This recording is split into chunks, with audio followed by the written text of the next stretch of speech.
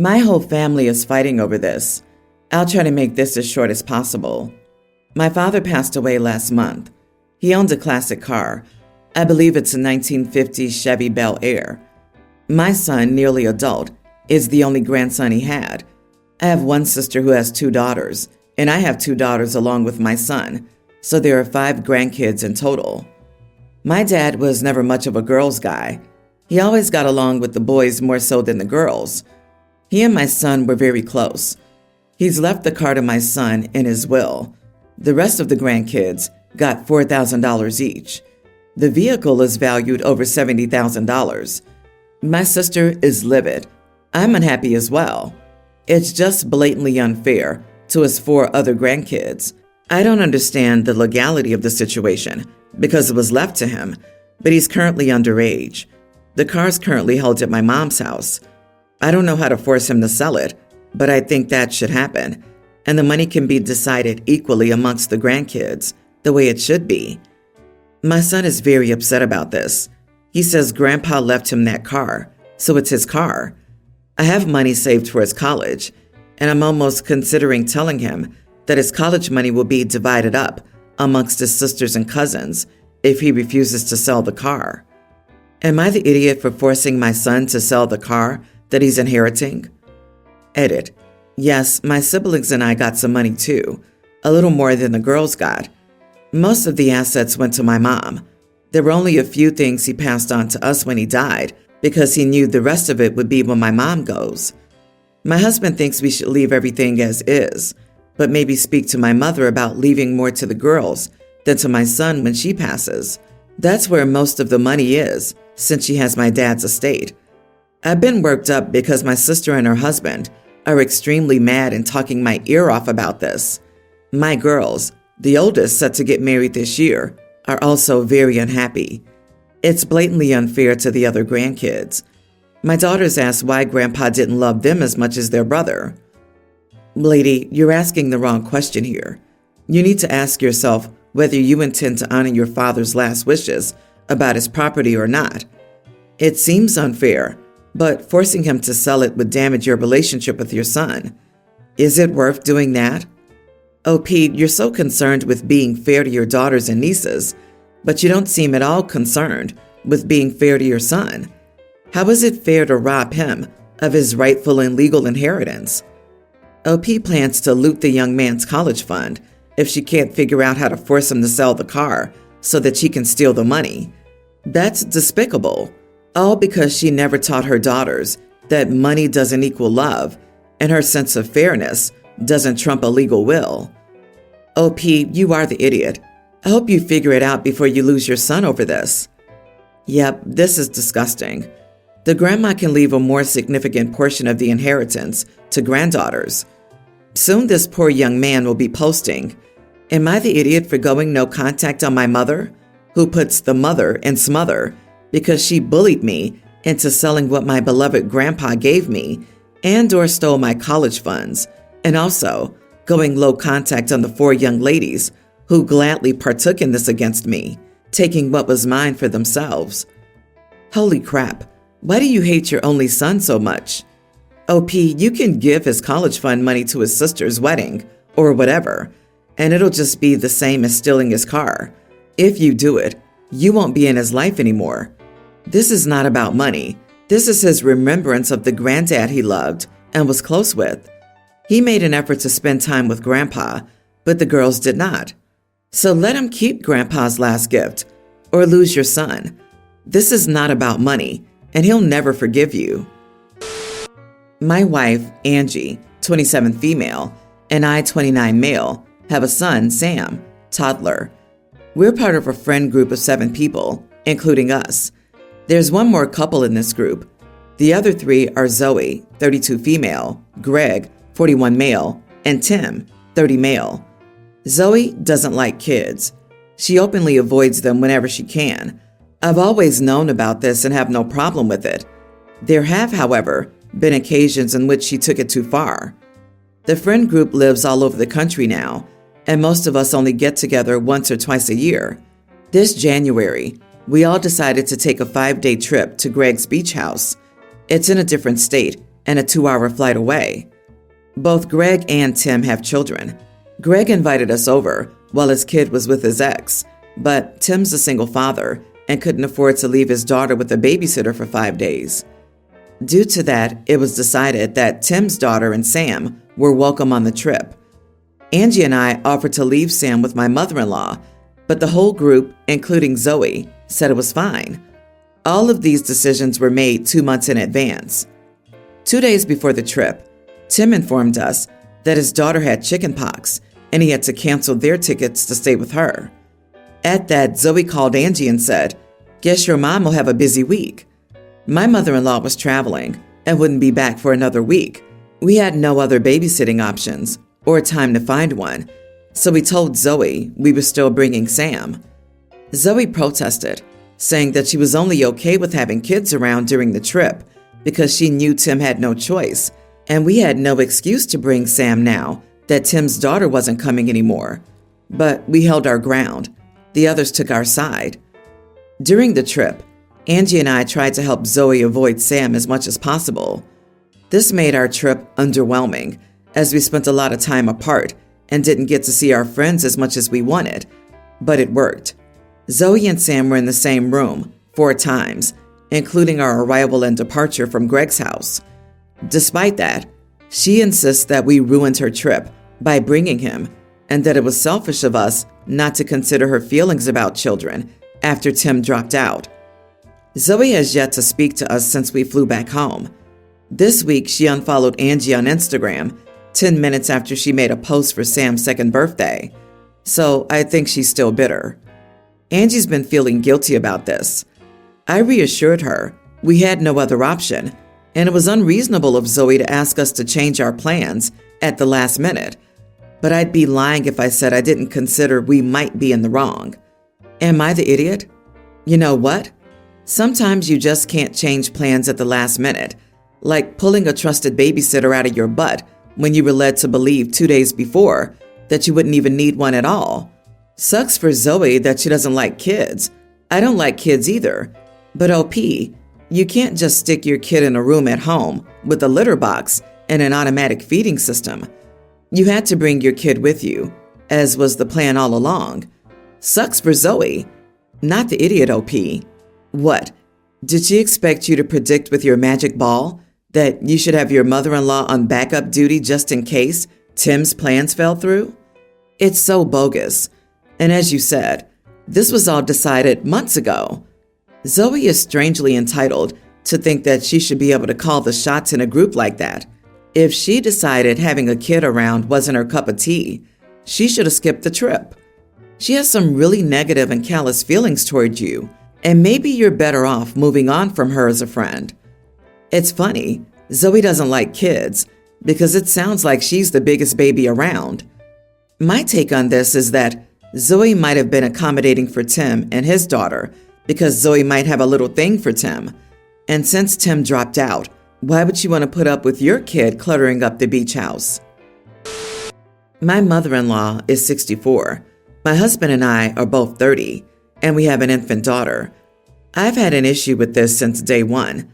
So she came to see us when my daughter was a few days old, and how she held my baby was ridiculous. Face down with her head sideways, her hands on her head, and no other support.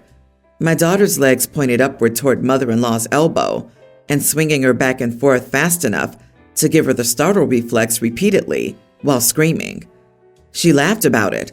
She thought my daughter being scared was hilarious, apparently. I took my daughter back and told her she was never to hold my daughter like that again. She pulled the "I've had 4 kids, I know what I'm doing" talk and refused to see my point of view. So I didn't let her hold her again until she was a few months old. Same darn thing. As soon as she could hold my daughter again, she started flinging her around in the same position. I immediately take her back and say, "Obviously you haven't learned your lesson. I told you that you weren't to hold my daughter like that. I don't find it funny that she's screaming while you're flinging her around and not supporting her body at all."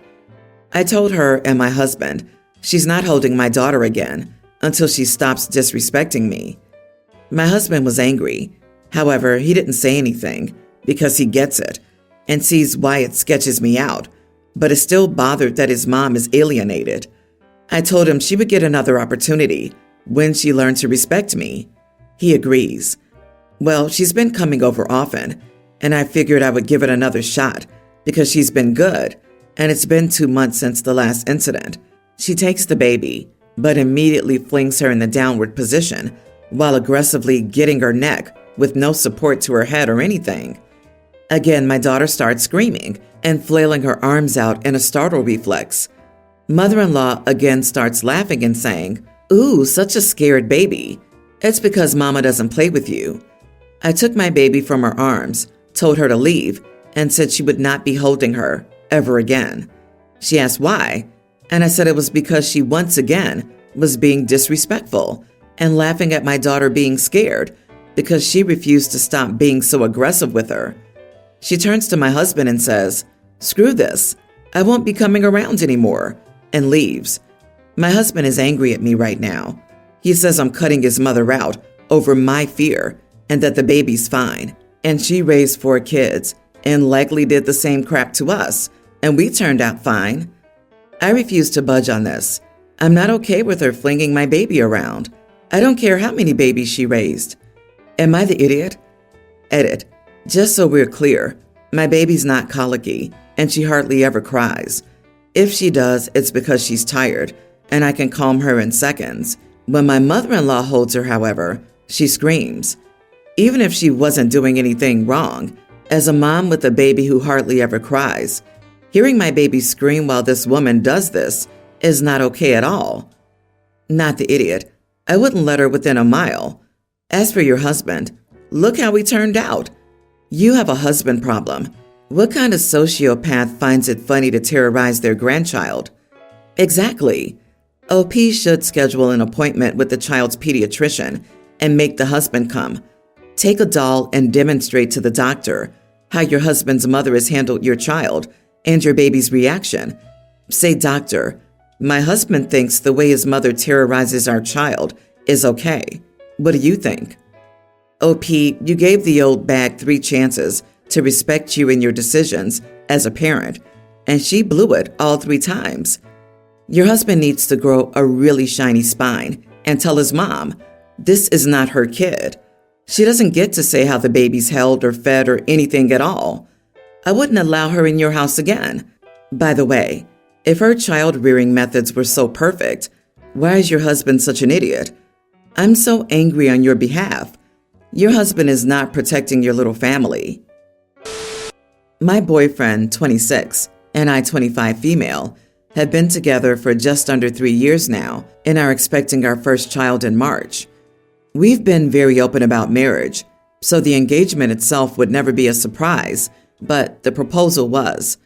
He's clueless about rings and my taste in jewelry, so we decided to take a collaborative approach and design my ring together.